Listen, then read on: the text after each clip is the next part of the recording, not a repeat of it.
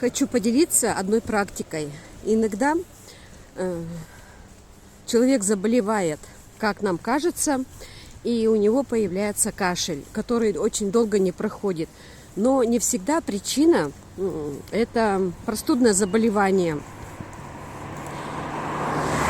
Есть такой фактор психосоматика. То есть кашель возникает в процессе невысказанности. И когда человек высказывается, то, что у него наболело на душе, то, что он о чем-то долго думал, постоянно думает, то становится легче, кашель уходит. И поэтому в этот период надо просто с кем-то поделиться. Но если поделиться не с кем, есть какие-то сокровенные мысли такие, да, то есть практика. То есть вы встаете лучше рано утром, чтобы вам никто не мешал.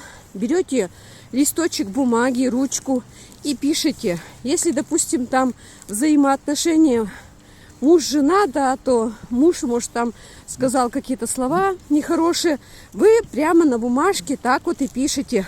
Вот ты сказал, что я такая-то такая, ты сам такой-то, такой-то. В общем, не стесняясь выражений, выписываем все на бумажку.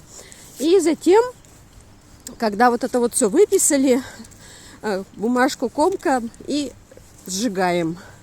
То есть вынесли на улицу, сожгли, все. И эту практику можно повторить несколько дней. И вообще периодически ее делать.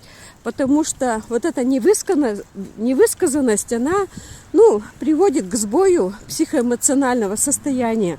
И, конечно, для того, чтобы поддерживать свое здоровье, есть продукты клеточного питания. Вот такие. У меня Success Day, я взяла его на работу, а есть Success Night. То есть это спокойный сон, уравновешенность, нервы на спокое. И поэтому все вкупе сохраняет наше здоровье. Поэтому желаю вам хорошего денечка,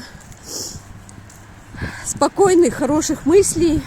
С вами Надежда Хлыбова, город Киров, 62 года, автор проекта «Школа компьютерной грамотности», а также амбассадор Академии «Успех вместе».